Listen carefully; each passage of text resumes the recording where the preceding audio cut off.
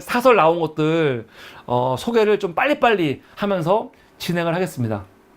오늘 세 번째 이슈는 동아일보 사설인데요. 어저께 사모리가 메인 주제를 했던 게 뭐냐면 MBC 박문진 이사 신임 이사들 임명 효력 정지된 거 방송했잖아요. 오늘 동아일보가 사설을 썼어요. 제가 어제 말씀드렸죠. 어저께 서울행정법원이 이진숙이가 탈핵되기 전에 이 김태규하고 둘이서 진짜 멋대로 정말 이 두 사람은 사람 같지가 않아요. 이렇게 무리하게 80명의 후보가 있는데 정확히는 83명의 후보가 있는데 그리고 이 뭡니까 서류가 천장이야. 그런데 2시간 안에 심사해가지고 이사들을 지들이 뽑아버렸어. 이게 가능합니까? 근데 그런 거에 대한 부당성. 야, 5명 중에 2명이 했어? 이렇게 또 과정도 이상해? 이거를 법원이 문제 있다 해가지고 그 신임 이사들이 직무 뭐라 할까 일 못하게 임명 처분 집행 정지를 인용해버렸죠. 그래서 본안 소송 가갖고 이길 때까지 일 못하는 겁니다. 근데 이건 너무너무 위대한 승리예요.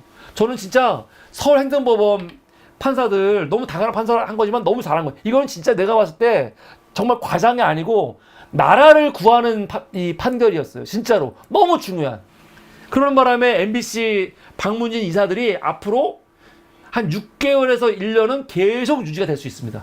그러면 MBC가 이 중요한 시기에 한 6개월에서 1년 동안은 이 시스템을 유지할 수 있는 거거든요. 이건 너무너무 중요한 거죠. 근데 이게요, 이거와 관련해갖고 오늘 동아일보가 사설을 썼어요. 동아일보가. 뭐라고 썼냐? 방통위, 너희들 진짜 해도 너무한다. 비판하는 사설입니다. 박문진 이사, 임명 효력정지, 이임 방통위에 대한 근본적 의문. 서울행정법원이 26일 MBC 대주주인 박문진의 신임 이사 임명 처분 집행정지 신청을 받아들였다. 이진숙 위원장과 김태규 상임위원 등 2명이 2인의 결정으로 박문진 이사를 결정한 것은 문제가 있다고 판단해 제동을 건 것이다. 박문진 이사 임명 과정에서 사건, 안건 공개 등도 생략해 방통위 운영 규칙을 무시했다는 지적이 나오는 가운데 안건을 통과시켰다는 점도 법원이 인용 결정을 하는 요소가 되었다.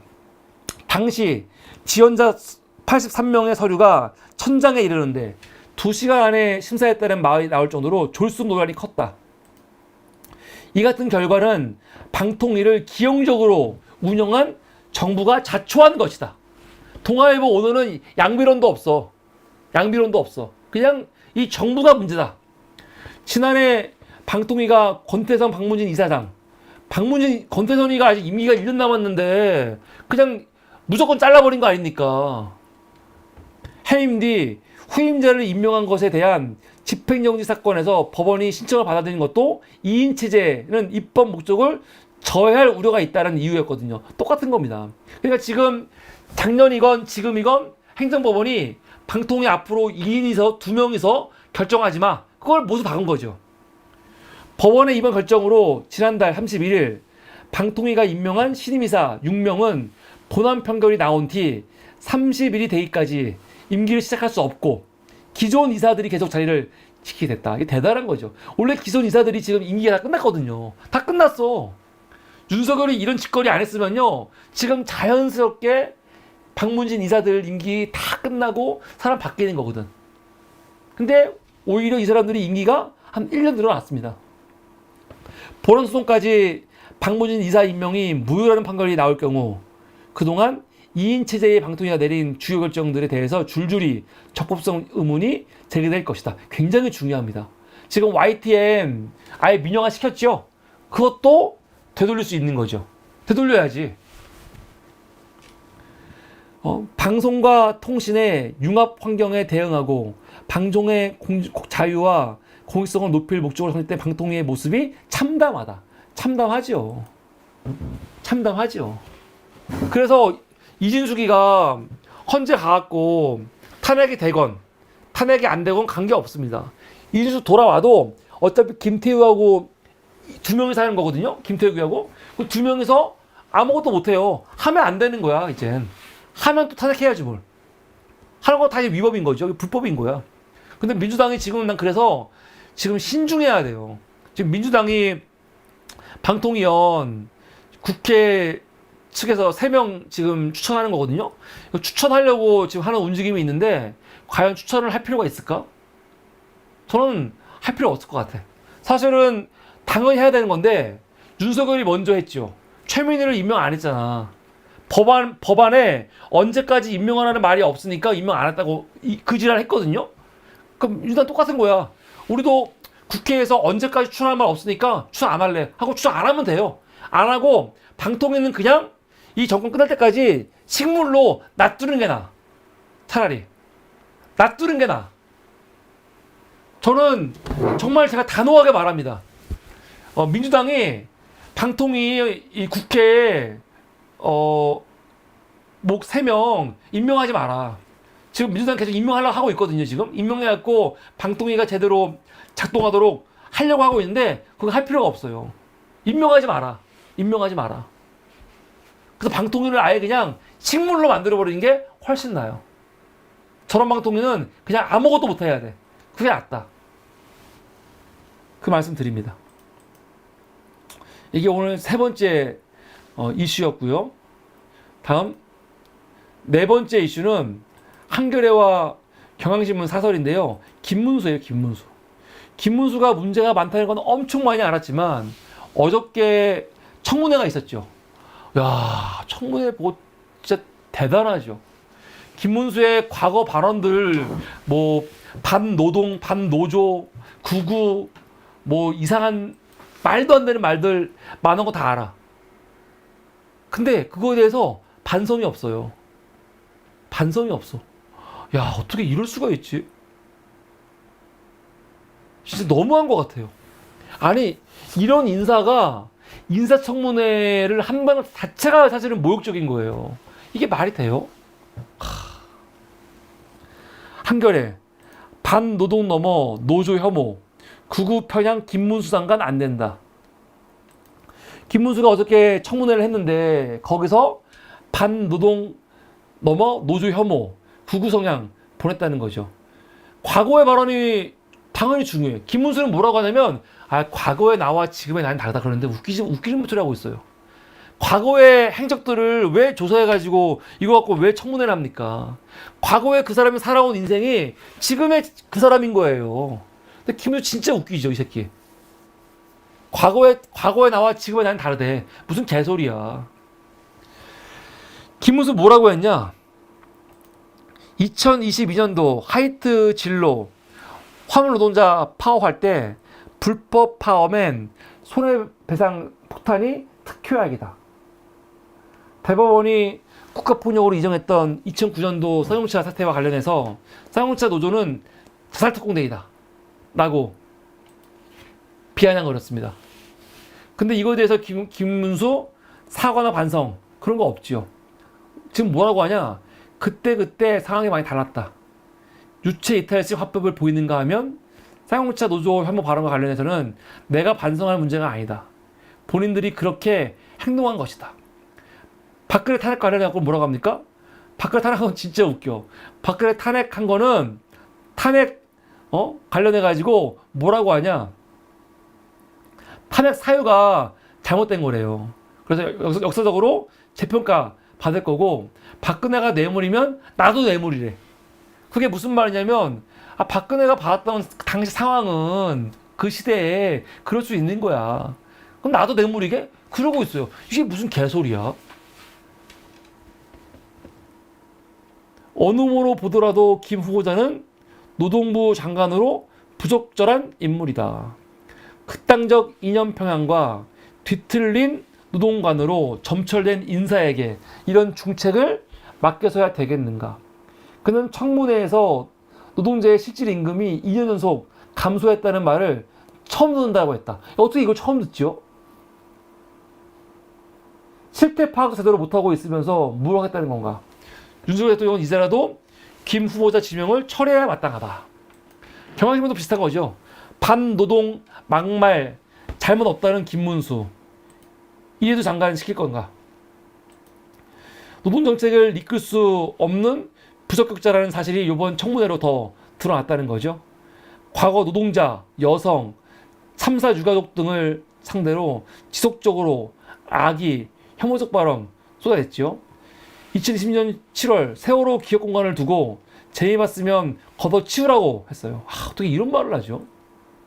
세월호 유족들한테 재해 봤잖아, 재해 많이 봤잖아, 그냥 걷어치워, 이랬다는 거 아닙니까?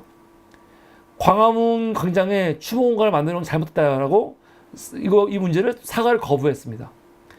제주 4.3 사건에 대해서는 대한민국 건국 자체를 부정하는 명백한 남로당의 폭동이라고 했다. 역사를 부정하는 그의 발언은 청문회장인지 극우 태극기 집회 현장인지 듣는 이의 귀를 의심케 한다. 근데 이게 중요한 게 뭐냐면요, 제주 4.3을 남부당의 폭동이라고 했잖아요. 아니, 우리가 어떤 이슈에 대해서는 진보와 보수가 입장이 갈리는 것들이 있거든요. 그런데 국가에서 공식적으로 정리한 문제들이 있어요. 제주 4.3이라든가 아니면 5.18 같은 경우는 국가에서 심지어 특별법까지 만들었고 이 문제를 공식적으로 정리를 했거든요. 그런데 그냥 구구 활동하면서 유튜브 하면서 이런 말 해도 문제가 되는데, 더군다나 김문수는 지금 뭐 한다는 겁니까? 장관.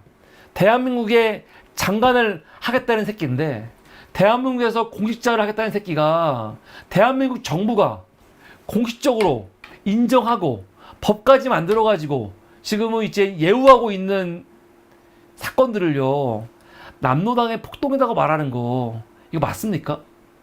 그러면 이거는 뭐 역사적으로 뭐 지들이 뭐 학자로서 뭐 해석하는 거 한다고 쳐. 그런데 대한민국 공무원이 이런 마인드가 있는 거는요, 하면 안 되는 거죠.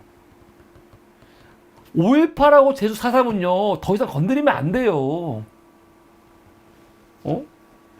국가 차원에서 다 정리를 했고 정의를 했고 심지어 특별법까지 만들어갖고 지금 있는 사건들인데, 이거를 이렇게 폭동이라고 하는 새끼가 어떻게 대한민국 장관을 합니까? 노동부 장관을, 개새끼.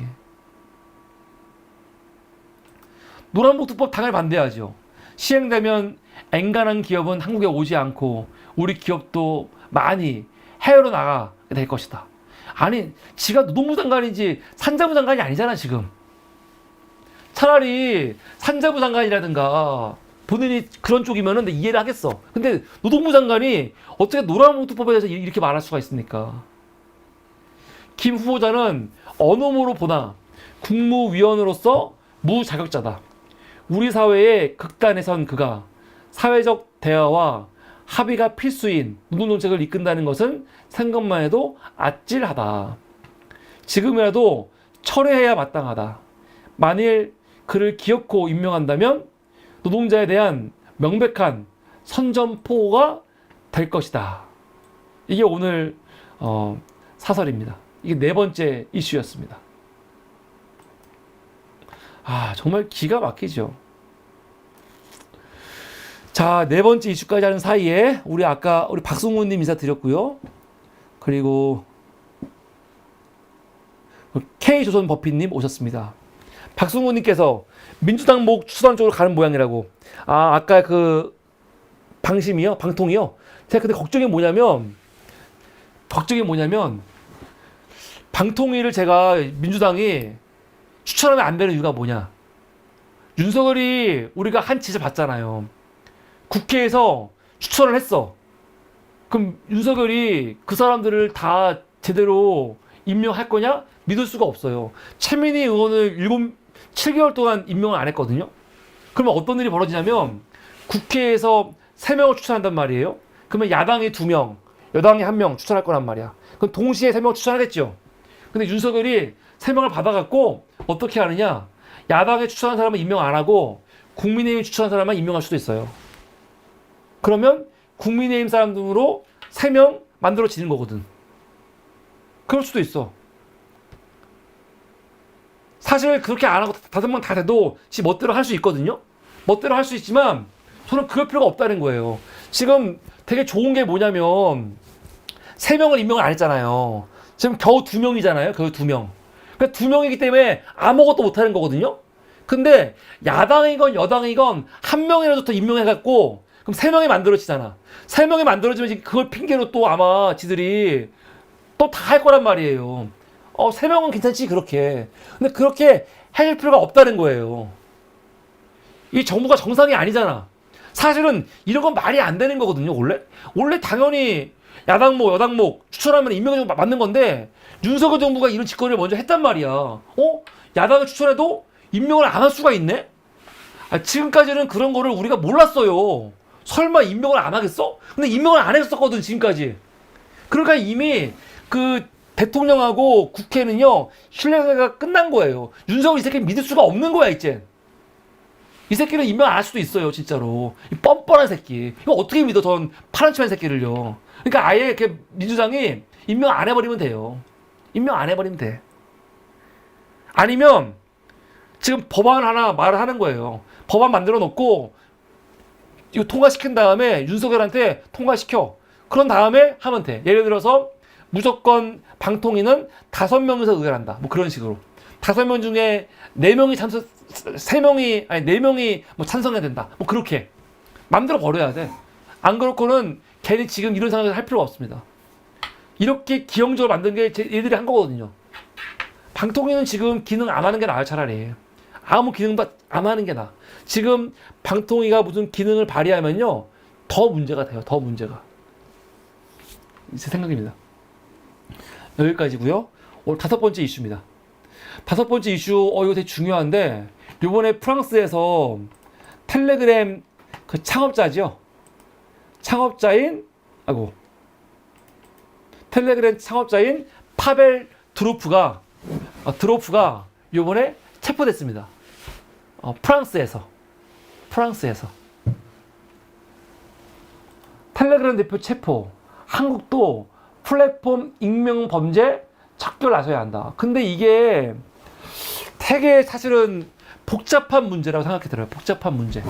뭐냐면 이 파벨 드로프는요, 사실은 어떤 범죄를 저지른 게 없어요. 근데 왜 체포가 됐냐? 체포가 된 이유는 뭐냐면 수수방관죄. 지금 텔레그램을 통해서 마약 밀매라든가 성착취, 폭력, 테러, 가짜뉴스 이게 엄청 발생하고 있는데 텔레그램이 그거를 지금 방관하고 있죠. 뭐 수사기관들이 수사 요청하면은 그거 거부하고 있고, 그리고 그 영상 같은 거 삭제 같은 거 안 하잖아요. 근데 텔레그램의 매력이 뭡니까? 이거 보안이거든요. 보안. 그래서 사실은 텔레그램에 대해서 엄청나게 찬성하고 좋아했던 사람들이 있어요. 언제? 러시아, 이란, 홍콩 등지의 민주화 운동, 또 인권 운동 할 때 소통 도구로 활용이 되었거든요. 또 우리도 박근혜 시절에 카톡 같은 거 다 그냥 뚫리고 그럴 때, 텔레그램은 안 뚫리네? 텔레그램은 정권에 뭐 굴복하지 않네? 해가지고 우리가 텔레그램 엄청나게 높이 평가했거든요. 그런데 그런 좋은 점도 있지만 다 아시다시피 엠번방 사건 같은 거, 서울대 엠번방, 명문대생 마약 동아리 사건, 이런 것처럼 범죄의 수단으로 쓰이는 거예요. 그러니까 텔레그램은 그게 무슨 좋은 의도건 나쁜 의도건 보안을 너무 철저하게 유지해가지고 이렇게 민주화 운동이라든가 정말 되게 중요한 소통의 도구로도 활용되지만 범죄의 도구로도 활용되고 있다 보니까 문제가 되는 거죠. 대화 내용과 범죄 증거 등을 확보하려면 텔레그램 측의 협조가 필요하지만 텔레그램은 전혀 응하지 않고 있다. 피해자들의 불법 촬영 삭제 요구도 철저히 무시하고 있다. 텔레그램의 책임을 묻기 위해 이번에 프랑스 당국이 이 최고 경제를 체포를 했는데 그 과단성 있는 행보에 주목할 만하다는 거죠. 독일과 프랑스도 이미 앱 삭제와 벌금 부과 등 텔레그램에 제재를 가하고 있다고 합니다. 사상과 언론의 자유는 헌법이 보장하는 불가침의 영역이다. 그러나 이런 가치를 지키는 것과 반인권, 반인륜적 범죄를 처벌하는 것은 별개 사안이다. 맞는 말이죠. 맞는 말이거든요. 근데 우리가 생각해 볼 필요가 있어요. 뭐가 있냐면 오늘 보니까 오늘 보수 언론들도 지금 그 텔레그램 그 창업자 이 파멜 드로프 요번에 체포된 걸 가지고 막 얘기를 해. 한국도 앞으로 이런 지금 이 텔레그램 문제 같은 거에 대해서 더 적극적으로 나서라 막 그러고 있거든요. 좋다 이거예요. 텔레그램 통해서 진짜로 뭐 음란물이라든가 딥페이크 뭐 영상이라든가 뭐 그런 거 막 돌고 있고 못 잡으니까 그리고 협조 안 해주니까 문제가 있을 수 있어요. 그런데 여러분 저는 어떤 생각이 드냐면요. 텔레그램은 그 자체로 어떤 범죄를 저지르진 않아요. 텔레그램은 그냥 플랫폼이거든요. 플랫폼이야. 그 플랫폼을 이용해갖고 좋게 이용하는 사람도 있고 나쁘게 이용하는 사람도 있는데 그 플랫폼이 나쁘게 이용하는 사람들을 제재하지 않고 제대로 관리하지 않는다. 지금 그 책임을 묻고 있는 거거든요. 오케이, 좋아. 전 그런데 이 텔레그램보다 더 나쁜 놈이 누군지 아세요? 텔레그램은 자기들이 정보를 만들진 않잖아요. 그냥 플랫폼이지. 그런데 대한민국 언론들이요. 이 보수, 정말 이 기레기들이 양성하는 대한민국의 이 쓰레기 언론들이요. 대한민국 쓰레기 언론들은요, 플랫폼이 아니고 지들이 직접 가짜 뉴스, 말도 안 되는 혐오 뉴스, 말도 안 되는 과장 뉴스 만들어 갖고 여론을 조장하거든요. 저는 텔레그램이 왜 이런 나쁜 유해한 자료들 이거 수수방관하냐. 물론 그거는 그거대로 책임을 묻고 우리가 따질 수 있지만 더 중요한 거는 텔레그램은 직접 그 자료를 만들진 않지만 대한민국의 이 쓰레기 언론들은요, 자기들이 직접 가짜뉴스를 생산을 하거든요. 근데 이 새끼들은 자기들이 만드는 가짜뉴스라든가 이 사악한 이 내용들, 정보들에 대해서는요, 그럴 수도 있지. 언론의 자유지. 그러고 있어요. 미친 새끼들. 그러니까 지들이과 연관되어 있는 거. 그래갖고 이거는 배상해야 돼. 이거는 뭐 이 징벌적 손해배상 해야 돼. 그러면 이거는 언론의 자유를 침해하는 거라고 개지랄 떨고 있고 텔레그램 같은 플랫폼 업자들 얘들은 플랫폼이거든 그냥. 근데 그런 거 관리 못하는 것 때문에 이거 갖고는 막 화내면서 너희들 문제 있다고 하고 막 따지잖아요. 아니 플랫폼 사업자도 이렇게 따지면서 왜 본인들이 직접 가짜뉴스라든가 이런 나쁜 콘텐츠 만들고 거짓말하는 거에 대해서는 이렇게 문제 없다고 그러고 있습니까? 말도 안 되는 거죠. 그렇지 않습니까? 전 그래서 요번에 텔레그램 지금 파벨 드로프 체포와 관련해 가지고 이거 가지고 또 뭐 표현의 자유 막 얘기하는데 표현의 자유, 언론의 자유 다가 아니다. 지금 어떤 분위기냐면 텔레그램 때문에 범죄가 너무 많다 보니까 이거는 개인의 언론의 자유 문제로 그냥 보호할 문제가 아니다. 이거는 뭔가 좀 해결책이 필요하다. 그런 이야기가 있는데 이건 여기만 그런 게 아니고 일반 언론들도 마찬가지입니다. 물론 제대로 된 기사를 쓰다가 오보할 수 있어요. 근데 오보가 아니고 아예 그냥 근거도 없이 그냥 진짜 그냥 목적을 가지고 가짜뉴스 만드는 것들은 용서하면 안 되는 거죠. 저는 그렇게 생각합니다. 이게 오늘 다섯 번째 이슈였습니다. 다음 오늘 여섯 번째 이슈입니다. 여섯 번째 이슈는요. 야, 이거 진짜 골 때린데 뭐냐면 정부가 이번에 기재부가 뭘 발표했냐. 7월 달에 고용률 역대 최고 많이 올라갔다. 실업률 최저다. 취업자 수만 17만 2천 명이다. 하면서 막 난리 났어, 지금. 지금 대한민국 경제 굉장히 어렵잖아요. 굉장히 어렵고 내수가 굉장히 어렵다는 얘기가 굉장히 많거든요. 근데 이거에 대해서 이 정부는 내수가 좋아지고 있어. 그러지 않았습니까? 근데 심지어 지금 뭐라고 하냐면 고용률 최대, 실업률 최저. 고용률 얼마나 중요합니까? 그러고 있거든요. 그런데 오늘 이거와 관련해 가지고 이거와 관련해가지고 우선 당시 기사 한번 볼게요. 이거 대한민국 정책 브리핑에서 나온 겁니다. 기재부가 뭐라고 했냐? 14일 김범석 기재부 1차관이 나와서 뭐라고 했냐면 7월 고용률이 역대 최고다. 실업률이 역대 최저를 기록하고 취업자 수 증가폭도 두 자릿수 회복하는 등 5월, 6월에 비해서 고용 증가 흐름이 강화됐다 하면서 막 자화자찬 난리가 났어. 근데 오늘 이거를 한겨레 경향이 아닙니다. 동아일보가 비판하는 사설을 썼어요. 사설을. 왜 썼냐? 아니, 고용률 올라가면 좋지. 근데 그 고용률 올라가면 좋은데 가만히 보니까 어떤 일자리냐? 초단기 알바. 그 일만 늘어난 거예요. 초알기 알바만. 여러분, 문재인 정부 때는 뭐였냐면은 노인 일자리 많이 만들어가지고 고용률 높인다고 얼마나 비판하고 지랄을 했습니까? 그런데요, 노인 일자리는 굉장히 중요한 거고 가치 있는 거예요. 근데 요번에 동아일보가 이 정부 비판하는 거는요, 이게 노인 일자리가 아니거든요. 이거 뭐냐면 청년들, 젊은 사람들을 위한 초단기 알바예요. 이거는 노인 일자리와는 다르죠, 질이 완전히. 그 동아일보가 비판하는 거야. 야, 겨우 청년들, 젊은이들 초단기 알바 만들어 놓고 이거 가지고 지금 자화자찬하는 거야? 비판하고 있는 겁니다. 한번 보겠습니다. 한 주에 15시간 미만으로 일하는 초단기 근로자의 비중이 역대 최고 늘어났다는 거죠. 정부는 역대 최고의 고용률과 최저 실업률을 기록 중이라고 자화자찬합니다. 지난주 15시간 미만 초단기 근로자 비중은 전체 취업자의 6.2%로 7월 기준 사상 최대라죠.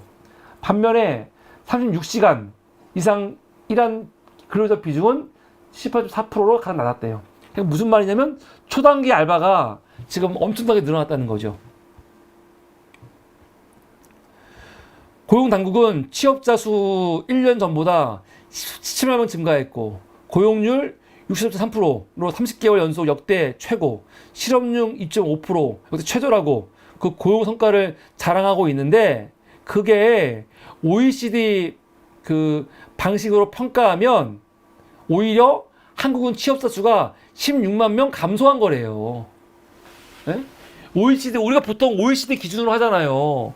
근데 OECD 기준으로 하면은 오히려 일자리가 취업자 수가 16만 명 감소했는데, 이 정부는 지금 씨발 취업자 수 뻥튀기 하려고 이런 단기 알바들 다 계산해가지고 실업은 늘었어. 그러고 있다는 거죠. 이걸 지금 누가 비판하는 겁니까? 동아일보가 지금 비판하고 있어요. 동아일보가. 딴 신문도 아니고.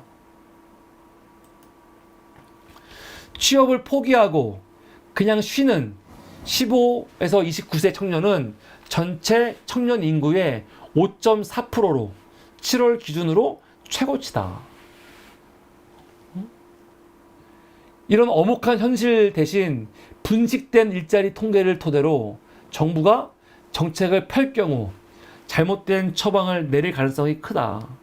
정부는 겉으로 드러나는 일자리의 숫자보다 청년들이 만족할 양질의 일자리를 더 많이 만드는 쪽에 정책 역량을 집중해야 한다. 아, 난 지금 진짜 대한민국이 도대체 언제로 돌아간 거야? 그냥 뭐 정부 새끼들이 그냥 수치만 뻥튀기 해가지고 윤석열한테 가갖고 좋아지고 있습니다. 그러고 있는 것 같아. 윤석열 지금 보니까 지금 이 의료 시스템 문제가 얼마나 심각한지를 모르고 있는 것 같아요. 그냥 관계자들 가갖고 좋아지고 있습니다. 그질하고 있고. 아, 지금 취업률 높아지고 있습니다. 수치로만 해주고 있는 것 같아. 그러니까 이런 말도 안 되는 짓거리가 벌어지고 있는 거예요.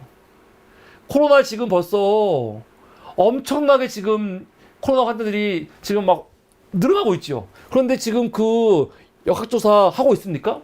코로나 지금 증가 수 지금 나날이 매일매일 공개하고 있습니까? 그런 거 없어요, 지금. 정상이에요, 이게? 그러니까 자기들한테 유리한 수치만 만들어갖고 공개하려고 그러고, 진짜 필요한 수치는 공개도 안 하고 있잖아. 공개 안 하는 게 아니고 모르고 있는 거죠. 하긴 하겠습니까? 이 개새끼들. 아, 열받네 진짜. 오늘 8번째 이슈인데요. 아, 이것도 진짜 어마어마한 이슈입니다. 지난 6월 달에 뭐야? 7번째 이슈. 예. 지난 여러분 6월 달에 아리셀 참사 다 기억나시죠? 리튬 전지 제조 업체인데 거기서 불이 나가지고 외국인 노동자들이 23명이 사망한 엄청난 참사였습니다.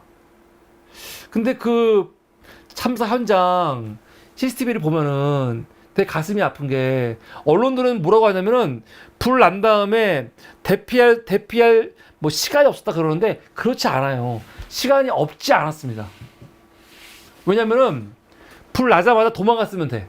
그런데 불 나자마자 그 현장에 있던 노동자들이 어떻게 했냐면 이 소방 그 소화기로 그 불을 끄려고 시도하다가 불이 더 커진 거예요. 왜냐면 이 리튬 전지는 일반 소화기로 불 끄면 안 되거든요. 일반 소화기를 끄면은 오히려 불이 더 커지잖아요. 그래서 특수 소화기를 써야 되는데 황당한 거는 거기에 특수 소화기가 없고 일반 소화기가 있었던 거죠. 그리고 이거는 가장 기본적인 교육인데 우리 교육을 시켜야 돼요. 불 나면은 일반 소화기 쓰면 안 된다. 기본적인 교육. 근데 기본적인 교육도 안 돼 있었던 거야. 그 외국인 노동자들 그냥 도망가면 되는 거였어. 나랑 관계 없으니까. 그런데 이분들이 그래도 회사를 위해서 불 끄려고 하다가 참사를 당한 거예요. 이게 얼마나 어이가 없습니까? 근데 알고 보니까 그 노동자들이 수시로 바뀌는 사람들인 거고 제대로 교육도 안 시켰다는 거 아닙니까? 그거와 관련해가지고 도대체 이 아리셀에서 무슨 짓거리가 있던 건지 수사를 해보니까 이게 알고 보니까 납품 비리에서 시작된 거라는 거죠. 납품 비리.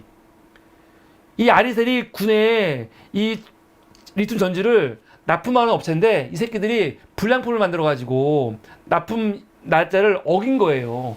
그래가지고 하루하루 위약금이 막 나오는 거야. 그래서 아주 빨리 이거를 전지를 만들어갖고 급하게 납품하려고 그냥 외국인 노동자들을 무조건 데려와 교육도 안 시키고 그냥 뺑뺑이 시키면서 그냥 납품하려고 하다가 이 참사가 일어났다는 거죠. 이 사설 내용 한번 보겠습니다. 근로자 23명의 목숨을 앗아간 경기 화성시 아리셀 배터리 공장 화재는 사측이 군납 과정에서 비리가 적발돼 납품이 늦어지자 무리하게 공장을 가동하다 발생한 것으로 조사 결과 드러났다. 정말 참담하죠. 품질 미달 판정을 받고 제품을 새로 생산하면서 납기를 맞추기 위해 미숙련공을 대거 동원해 생산을 무리하게 밀어붙이다가 이런 참사가 벌어졌다는 거예요. 아리셀은 납품 지연으로 2개월 가까이 하루 70만 원씩 지체 보상금이 발생하자 인력 업체에서 50명을 파견받아 별다른 교육도 없이 화재 위험이 높은 주요 공정에 그냥 투입을 시킨 겁니다. 그러면서 불량품이 3배나 급증했는데 생산 목표는 평소의 2배인 5천 개를 올려놓고 작업을 강행한 거죠.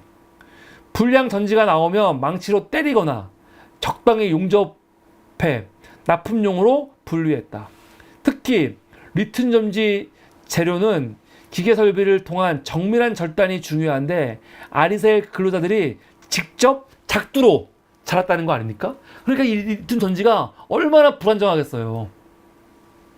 그러니까 이 발열 우려가 큰 불량 배터리가 속출한 것은 당연하고, 그러면서 이 방치되어 있던 전지들이 부실하게 관리되어 있다가 어떻게 된 겁니까? 결국 금속 물질과 접촉해갖고 발화가 이루어진 거예요. 애초부터 품질 검사에서 부정행위를 하지 않는 정직한 기업이었다면 이 같은 납품 지연 사태도 없었을 것이다. 아리셀은 이에 따른 손실을 만회하려고 근로자들을 위험으로 몰아넣어 결국 23명의 고귀한 생명을 희생시켰다. 경영윤리와 안전을 도외시한 기업이 사회에 어떤 해악을 끼치는지 이번 사건을 통해서 여실히 보게 됐다는 거죠. 근데 이게 저는 분명히 해야 되는데 우선 뭡니까? 이 무슨 법이죠? 이게 중대재해법으로 이런 기업은 망하게 해야 돼요. 망하게 해야 되는 거고, 그리고 또 하나 중요한 거는 난 이건 군 문제인데 군에서 왜 이런 불량 기업과 거래를 하는 거죠? 지금 이거 아리셀이 지금 이렇게 불량 기업이고 지금 납품 비리 하다가 걸려가지고 이런 게 벌었다고 하는데 그건 그대로 하고, 중요한 거는 군에서 왜 이런 불량 기업, 이렇게 납품 비리하는 기업과 거래를 했는지, 그리고 납품 비리가 분명히 드러났어. 그런데도 불구하고 그 기업한테 왜 또 납품을 맡겼는지 이거에 대해서 이건 조사를 해야 돼요. 수사를 해야 돼. 왜냐면 군에 이런 기업이 만든 리튬 배터리, 이 배터리 들어가면은 이거 안전하겠습니까? 이거 끔찍한 거 아니야? 지금 제가 기사에서는 아직 얘네들이 만든 배터리가 군 어디서 사용되는지 잘 모르겠지만, 이런 불량 기업이 만든 이 불량 배터리가 군에서 사용되다가 군에서 문제가 생기면 어떡합니까?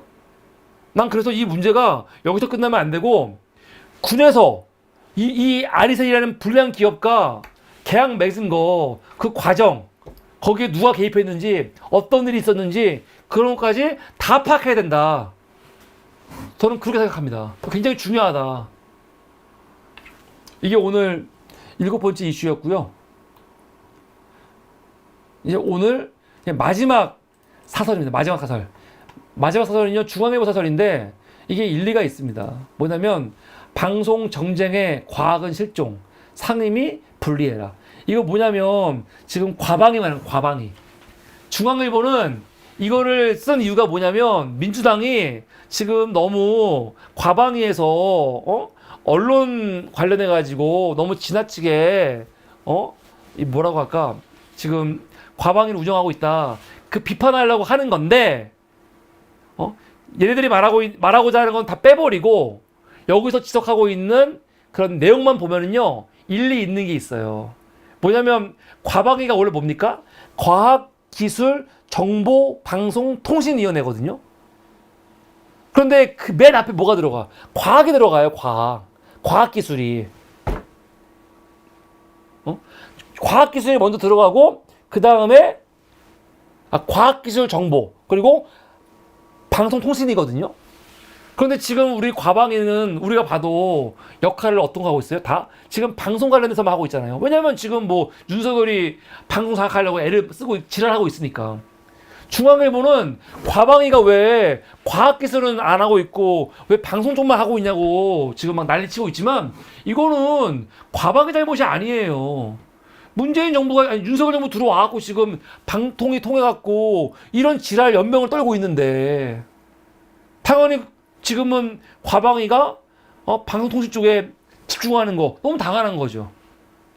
그런데 애시당초 과연 과학기술 정보하고 방송통신하고 이 두 개가 맞는 거냐, 좀 애매한 게 있죠. 그래서 상임위를 차라리 분리해라, 그런 말 나온 겁니다. 저도 이거는 일리가 있는 것 같아요. 분리하는 것 자체는.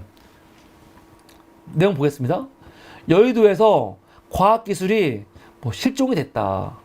3개월 동안 과방위 전체 회의가 18번 열렸는데 과학기술 법안 소위는 한 번도 열리지 않았다는 거죠. 근데 이걸 가지고 지금 이 중앙일보는 민주당을 막 비판하거든요. 근데 이건 민주당 비판할 게 아니고, 과방위에서 이 방송통신 쪽에 먼저 많이 열리는 이유는 이 정부가 방송통신 관련해 가지고 말도 안 되는 짓거리를 많이 하니까 그러는 거야 지금. 과학기술정보방송통신이라는 이름의 순서에서 알 수 있듯이 과방위는 우선적으로 과학기술 정책이다. 22대 국회 과방위원 20명 중 언론인이 11명이고 과학기술인이 3명이라는 거죠. 주요 선진국들은 의회에서 과학기술을 독립적으로 다루거나 다른 분야에 붙더라도 과학기술에 중점을 둔다. 우리나라도 17대, 18대 때 과학과 방송을 별도로 했거든요. 의회에서 여야 간 경쟁이 벌어지면 당연하다. 그러나 그 때문에 국가 미래가 위협받는 건 안 된다. 그러면서 지금 국민의힘의 최수진 국민의힘 의원이 지금 과학과 방송을 분리하는 법안을 내놨대요. 그러니까 이거 뭐 하자는 건데, 저는 뭐 이 주장을 하기 위해서 지금 논리를 피고 있는 중앙일보 논리는 잘못됐지만 결론적으로는 굉장히 일리 있다. 과방에 옛날부터 말이 많았거든요. 이 과학기술과 방송통신은 좀 분리할 필요가 있다. 저도 그거에는 뭐 원론적으로 동의합니다. 예, 오늘은 여러분 여기까지입니다. 오늘 사설은 이렇게 여기까지입니다. 감사합니다.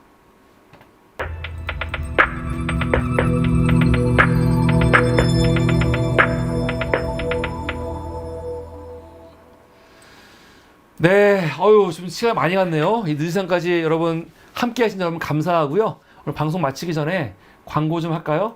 지금 저희가 미디어 아카데미 하고 있습니다. 이번 주 금요일이 이제 마지막 주, 8월달 마지막 주 그 유튜브 과정인데, 다음 달 9월달도 지금 과정이 있거든요. 22기 유튜브 만들고 촬영하고 편집하고 유튜브를 한번 해보고 싶으신 분들은 내가 할 수 있을까? 할 수 있습니다. 누구나 할 수 있어요. 연세 있는 분도 할 수 있습니다. 누구나 할 수 있으니까 010-7184-4514로 전화나 문자 주셔가지고 상담 받으시고 같이 유튜브 9월달부터 배우시면 좋겠고요. 그리고 유튜브 말고 영상 편집 과정이 있습니다. 동영상 편집 배우고 싶으신 분들은 매주 수요일인데 3주 과정이에요. 마찬가지로 010-7184-4514로 전화나 문자 주시면 함께 공부할 수 있습니다. 그리고 오늘 여러분 방송 끝났는데, 오늘 방송 보시고 사물이 앞으로 더 열심히 하라고 응원하시는 분들은 좋아요, 구독과 함께 여러분 그 시청료, 그리고 사물이가 월세를 지금 아직 못 내고 있습니다. 그래서 월세를 내야 되는데, 여러분 사물이 월세 123만 원 내야 되기 때문에 지금 들어와 계시는 200분께서 한 5,000원씩 보내주시면 사물이가 더 용기를 내서 방송을 하고 건물주 눈치를 보지 않고 방송을 할 수 있을 것 같습니다. 부끄럽습니다. 여러분 안녕히 주무시고요.